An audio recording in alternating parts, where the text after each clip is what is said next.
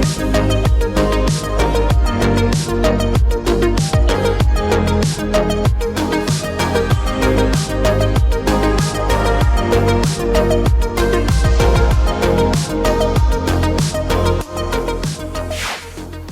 and welcome to Vegas Valley H2O, the show about water in Southern Nevada and how we're all working together to ensure a sustainable, reliable supply well into the future. I'm your host, Jon Castagnino, and when I say we're all working together, it's not lip service. It is happening. Our community has done an amazing job, from homeowners to HOAs to resorts, golf courses, schools, each making changes to reduce water use. And that is showing up in the numbers, as in 2023, we use less water than in 2022. Let's keep it up. In this episode, we want to highlight more opportunities for conservation. First off, if you're a homeowner with grass in your yard, our rebate for you to rip it out and replace it has increased. It's now $5 per square foot, up from $3. Easy money. Keep watching and learn more about the program at snwa.com. The winter storms are behind us as we enter spring, but we spent a day in the snow to show you the technology being used in our backyard and along the Colorado River to create new water. And drip irrigation is a great way to conserve in your outdoor landscape, but would you think to use drip to grow fresh produce? One farm, yes, I said farm, in the shadows of the strip is doing just that. We'll tell you exactly how much or how little water it's using. Spring is here, a wonderful time to get to outdoor nature spots like here at the Springs Preserve, where water was first discovered in our valley. But as temperatures start to go up again, there's some facts you need when it comes to your landscape and spring watering. Spring has sprung, and that means the spring watering schedule from March to April has begun. But the change in watering schedule doesn't mean you need to increase your watering habits drastically.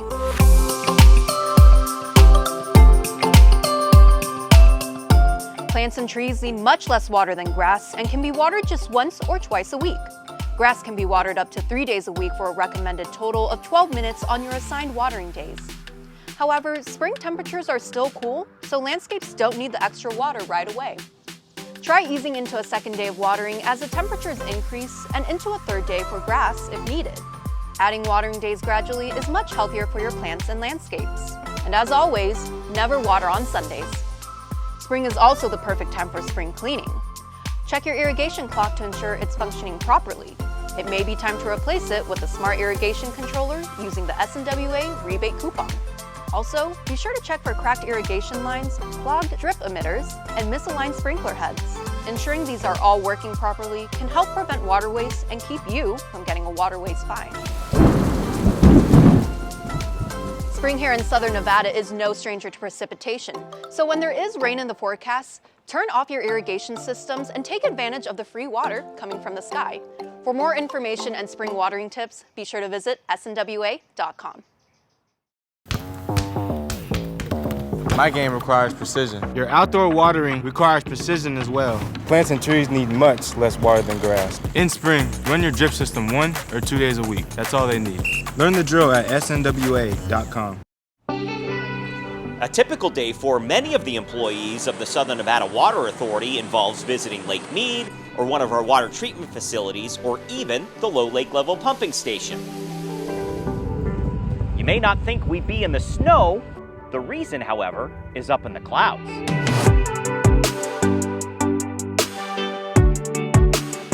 Welcome to the Spring Mountains, where we have several cloud seeding generators spread throughout this mountain range to create more of what you see right here, snow and precipitation.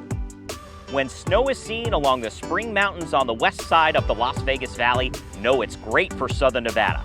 When it melts, that water feeds areas like Red Rock Canyon, and more importantly, it recharges our community's groundwater aquifers, which make up about 10% of our annual water supply. The Southern Nevada Water Authority partners with several agencies and organizations in the West, investing in technology using machines like this to produce more of this.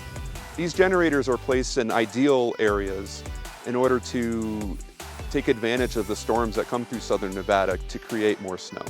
We introduced you to cloud seeding technology with SNWA hydrologist Sean Collier back in 2022. Collier is also the current president of the North American Weather Modification Council. Cloud seeding's been performed in the United States since the 1940s. It's been done for purposes of increasing rainfall, decreasing the size of hail, decreasing fog, and for what you see here, to increase snowfall. Studies have shown that seeding during a weather event increases precipitation in the seeded area by 5 to 15%. As of 2024, 4 of these generators located on private land are assisting the Spring Mountains. The technology is simple, using heat to send particles of silver iodide into the sky. It gathers some of the supercool liquid water. It's water that's floating in the atmosphere that would otherwise not fall as snow, and it causes it to snow more. The method is proven safe as the silver iodide falls back to the earth with the snow, and when it melts, becomes undetectable, as silver is a naturally occurring element in our environment. It's also extremely cost-effective, cheaper than any other method to bring in new water to an area via trucks, pipelines, even icebergs. 2023 was an excellent year of precipitation in our Spring Mountains and the Colorado Rockies, where the other 90% of Southern Nevada's water supply originates. Dozens of cloud seeding generators, funded in part by SNWA in that area, gave the Colorado River a boost. It was so good, in fact, that we stopped seeding in the mountains. There's something called suspension criteria, where if the snowpack reaches a certain level, we then stop cloud seeding. Our trip into the Spring Mountains to visit one of the active generators was cut short on this day, as we may have lost some traction at some point. So these generators are put in higher remote areas in the Spring Mountains, and they are challenging to get to, especially when there is snow on the ground. So the generators are running, but we can't reach it because we've got some tough conditions right now. So we just came out of that snow up there to show you a generator that's in a less remote location, in order just to give you an idea of what the generator looks like. This generator is also helping with the water supply in the Spring Mountains. So when a storm comes through with the right conditions, this generator is remotely turned on and carries the material over there to help increase the snowfall. In 2023, the Bureau of Reclamation provided a grant of over $2 million toward new seeding equipment in the Colorado River Basin, and the Nevada State Legislature approved $1.2 million of funding for a new statewide cloud seeding project. So while this activity is building up like our clouds do from time to time, Collier is quick to note cloud seeding is not a permanent solution to the problem of drought in the West, but another tool in the toolbox, with conservation leading the way. So even though you can't see these generators, they're doing their part to contribute to conservation in Southern Nevada and help with the water supply issues that we're experiencing.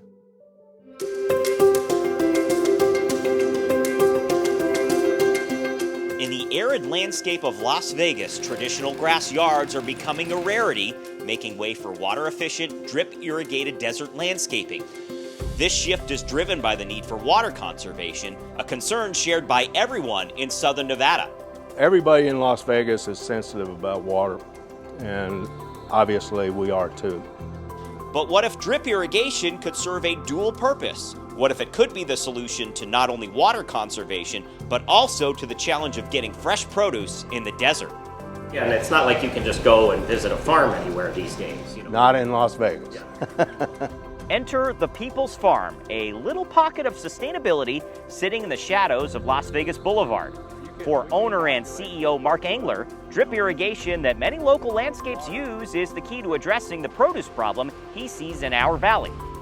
I see produce in the grocery store that, quite frankly, is not nutritious. The big concept of the People's Farm is to take farms to the people. Having spent most of his career in commercial agriculture and cattle, Engler is now on a social mission to provide fresh, nutrient-rich microgreens to Las Vegas in a water-sustainable manner. The People's Farm counters the common practice of shipping in produce from locations like Los Angeles, Phoenix, or Salt Lake City. Everything's been done to extend the shelf life of these products. Instead of growing them locally, these plants will never leave the Las Vegas Valley. The process is elegantly simple. Seeds, such as peas, radishes, and broccoli, are hand spread onto hemp mats, eliminating the need for soil. Placed in a room with 80% humidity, the seeds germinate over 48 hours. Once sprouted, they are transferred to a grow room with large trays connected to a straightforward drip irrigation system modified with some additional tubing. In 7 to 14 days, the microgreens are harvested, bagged, and ready to provide the freshest produce possible. I think the analogy here with the water authority is how much water we use in here versus somebody with a very small grass front yard. I bet we use less. So Mark, let's break down the numbers. One side of this grow room, comparable in size to many residential grass landscapes, holds 1,152 square feet of microgreens. Using 576 drip emitters, these greens receive water for a total of 7.5 minutes daily. With each emitter releasing 1/4 of a gallon, the total water consumption is 144 gallons per day. In contrast, a 1,000 square foot grass yard needs 18 sprinkler heads. At 12 minutes of watering in a cycle, it can consume 300 to 400 gallons per watering day, according to SNWA. More than double the amount at the People's Farm, and there's no edible greens to show for it unless grass is your preferred snack. The beauty here lies in the fact that since the People's Farm uses no dirt, Engler says about half the water used to irrigate the microgreens flows out of the trays and is pumped back into a storage tank to be reused, enhancing the farm's sustainability. Engler believes this process uses 95% less water than conventionally grown vegetables. There should be a farm like this on the roof of grocery stores where you're just bringing the produce straight to the consumer. Oh, and the water itself? That's good old Lake Mead. We take tap water, Las Vegas tap water, put it into the reservoir. We use a little bit of citric acid to bring the pH down from 7.0 to 6.0, just because that's what the plants like. We hope you like the People's Farm. At scale, it can produce over 2,000 pounds of greens per week. Located on Wynn Road, it's open to the public to buy directly. Hi, my name is Bella Sims. I'm an Olympic silver medalist and I'm a proud Southern Nevadan. Growing up in Southern Nevada, the summers can be really hot. My brothers and I would spend a lot of time in the water, so my parents wanted us to learn how to swim. Those lessons grew my love for swimming as a sport. Whenever we have family visiting, we go to Lake Mead. We used to learn about how there's a ring from how high the water used to be at the time. I didn't think it was a big deal. Now growing up and seeing that it has gotten significantly lower, that has just showed the importance of water conservation. Using my platform definitely allows younger kids to learn about water conservation so that for their generations they can use the resources that we have now. And without water, I wouldn't be able to enjoy the sport that I love. My name is Bella Sims. I'm an Olympic swimmer, a proud Southern Nevadan, and I care about water conservation. Learn how you can conserve at snwa.com. Do you believe that we send all of our water to California, or that resorts, golf courses, and new construction use an oversized portion of our water resources? Well, there's several myths about water use in Southern Nevada that are out there, especially on social media. We're here to set the record straight and to give you the facts. It's time to tap the truth.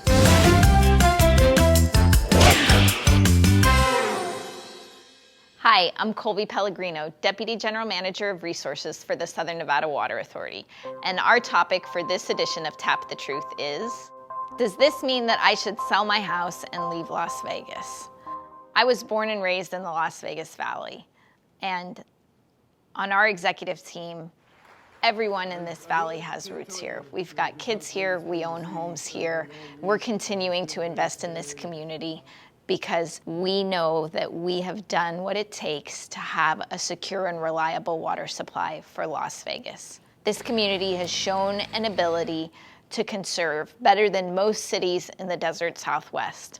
And we have the infrastructure in Lake Mead to ensure that we can continue to deliver water to the valley in any condition that Lake Mead experiences. On top of that, we have invested in making sure that new development has as small of a water footprint as possible. This is by putting in restrictions like no evaporative cooling in new businesses. And for homeowners, you can no longer have grass in your front or backyard. These things ensure that our community has a very small water footprint going forward, that we're growing sustainably, and that we can continue to meet the water resource needs of all of the people that live here, myself included. And that's how we tap the truth. For more information about the most popular water myths in the Valley and the real truth about them, find us on YouTube by searching SNWA Video.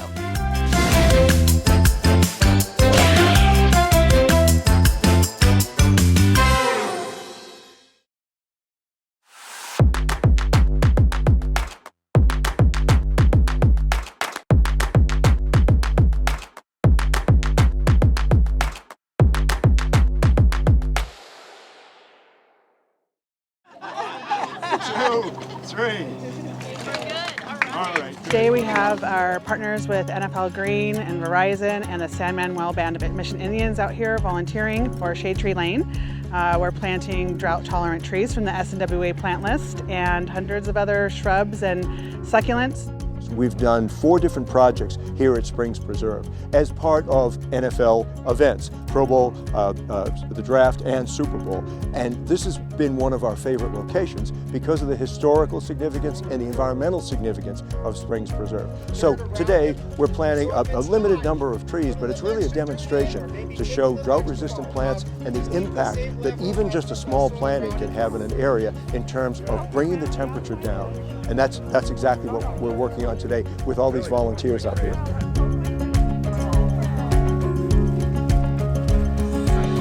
For Super Bowl alone, we've had 14 different projects. We've done projects up north in Moapa at Warm Springs. We've done projects out in Henderson. We've done projects at the wetlands, Clark County wetlands. So we've done projects all throughout the region here. We meet with local organizations and we find out from them, what are the environmental issues here? How can we help? What kind of partnerships can we form to do this? NFL Green reached out to us. They had heard from their partners in the community that the Springs Preserve was the place for gardens education and for environmental stewardships.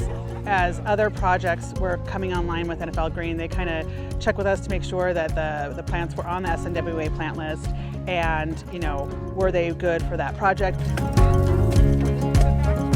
The NFL produces the game, and the game obviously is the centerpiece of what we're doing here. This is what attracts everyone, this is what creates all the excitement and all the buzz, but there should be a lot more than that, and there is a lot more than that when we come into town for Super Bowl. But it leaves a legacy in the community and it benefits the community in a much wider range than just the sports piece of it. We want to leave a legacy, so when the game is all over, the fans go home and all we have left are memories and you know, just a wonderful time that we had here. What's left behind? What's permanent? And the things that are permanent will be projects like this that will go on and thrive. And years from now, we can come back here and still see that there's something that we did while we were in Nevada that made a difference and that lasted much longer than the 4 quarters of the Super Bowl.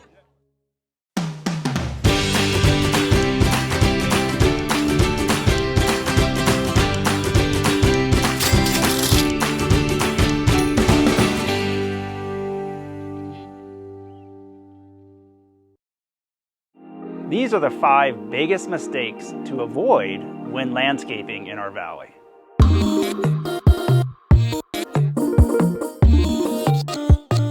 Number 5, overplanting. If you're doing a landscape conversion, all of us have this knack of wanting to have lots of plants in the landscape.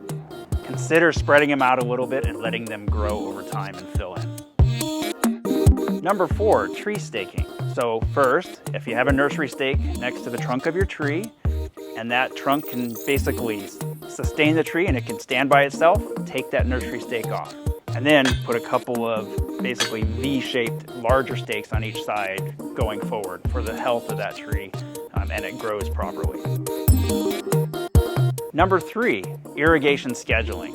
First, know your irrigation controller. If you haven't visited it in the last year or 2, go into your garage, find it, know how to work it, and then check your scheduling. We often see improper scheduling for grass versus desert landscaping. Very big difference between spray that waters grass and drip that waters non-grass. And so watch your scheduling to make sure you're accurate with how you water.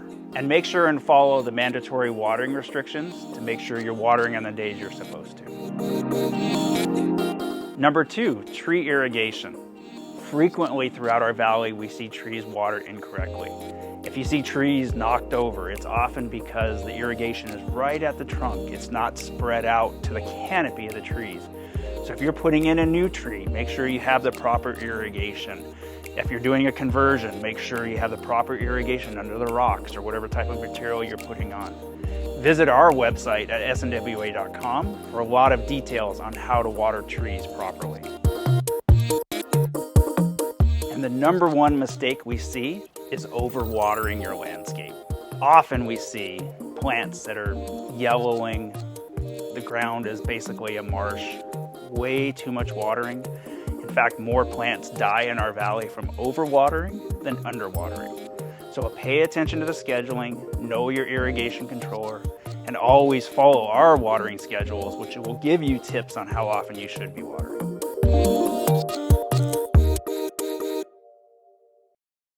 Major events happen in Las Vegas all the time. It's nothing new. We are the entertainment capital of the world. We just made it through Formula One and another New Year's, but the biggest event yet is happening when Las Vegas hosts Super Bowl 58 at Allegiant Stadium. While most will never notice, there's so much planning that takes place from federal, state, and local agencies, including the Las Vegas Valley Water District.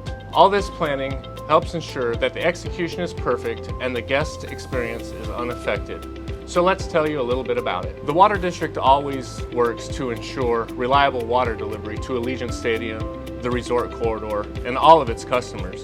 But when these massive events come to town, the local police and fire departments bring all of the local agencies, utilities, and resort partners together to coordinate logistics and to plan for any type of emergency that could take place.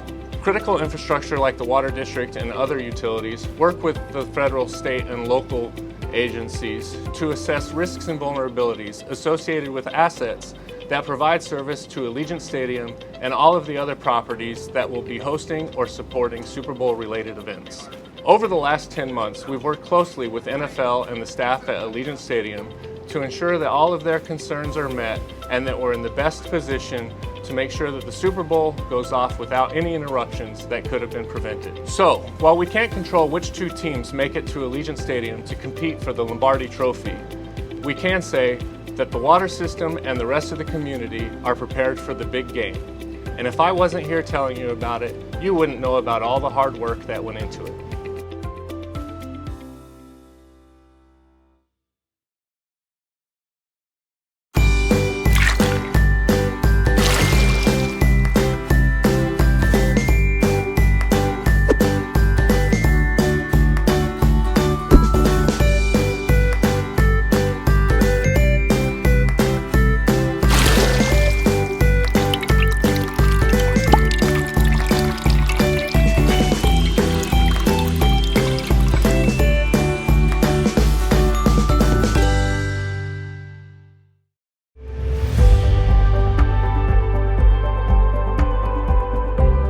I'm excited to be here today to announce that Reclamation is rolling out a new program and has selected 18 aquatic ecosystem projects in 8 states to receive $51 million. $20 million of that $51 million will come here to the Southern Nevada Water Authority. So the $20 million from that grant will go to the construction costs for weir number 5, which is a new weir in the lower Las Vegas Wash. And that weir will contribute to the control of erosion and wetland restoration in that portion of the wash. As the Las Vegas Valley grew and we have more concrete and more paved surfaces, the runoff from the Las Vegas Valley has increased, which has resulted in increasing erosion. And then also with the long-term drought on the Colorado River, Lake Mead elevation has dropped, and that has resulted in this quick or more excessive erosion in the lower portion of the wash. What these weirs do is they help us to stop that erosion and stabilize the stream bed so that wetland vegetation and wetlands can form around those weirs. And climate change and drought are huge problems. They're what we call wicked problems. and they require a community approach to coming up with solutions, right? And the Southern Nevada Water Authority, in partnership with our local leaders, our local municipalities, state agencies, and the federal government have come together to address this very difficult challenge, which includes restoring the Las Vegas Wash and stopping erosion here.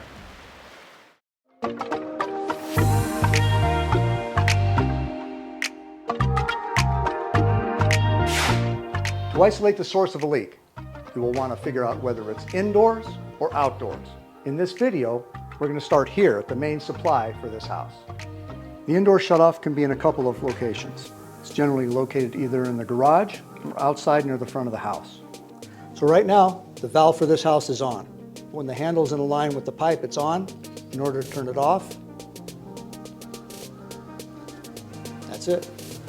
Go inside, turn on a faucet, either in the kitchen or bathroom. The water should come out for a few seconds and then stop. If it does, congratulations. If not, it means you closed the wrong valve. That's okay. It can be confusing at first. Slowly open the valve back up and then see if there's another one nearby that might be your supply shut off, and try again. Once we know the water is off inside the home, now we can look for leaks outside the home. Celebrating Las Vegas's vibrant past with a focus on our region's sustainable future, the Springs Preserve features more than 2.5 miles of trails to explore, an 8-acre desert-adapted botanical garden, 2 museums, animal habitats, interactive exhibits, and special events.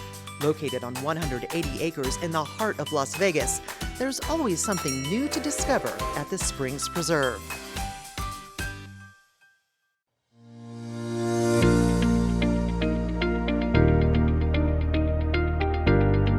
Hi, I'm Raleigh McHughes. I've been volunteering here at the Springs Preserve ever since it opened. Yeah, it has. It has been warm.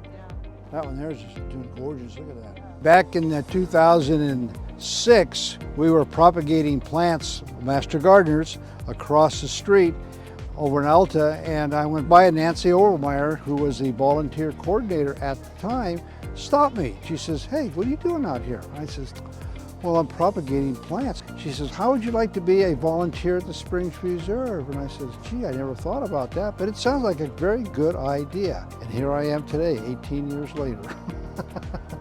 You know, you've had so many experiences when you've been here working so many events and stuff. Probably worked every volunteer assignment that we've had here over the years. I've been the conductor on the train. I've worked a lot of special events projects. I also work at the Butterfly House, but you know, as you go down the road, you start specializing in those that seem to be more to your taste. So now that I'm a master gardener, I spend a lot of time doing that work. I would recommend this to anybody to volunteer out here. Because there's such a diversity of things you can do, and you can find something that fits your needs. I can't think of a place that's more fun. And we got a lot of trees like that around here. Well, when you come out to the Springs Reserve, it's such a unique setting, and it's so relaxing, and it's so beautiful. And being around people, and I have many people tell me, says, "This is such a wonderful place. How come it's not packed like a lot of gardens around the country are?" And I says, "Because a lot of people still haven't discovered this yet." And when you come down to the Butterfly House, we'll teach you a lot of things. Now, you'll see in the Butterfly House, there's a lot of plants. But as they do, they come out, and I've never had a person say, "Gee, I wouldn't want to come back." They all want to come back. And I love it out here. And you meet people from all over the world out here. And it's just, every day is exhilarating to be out here. And it's never dull. I don't care what the season is, there's always something here that you like to do.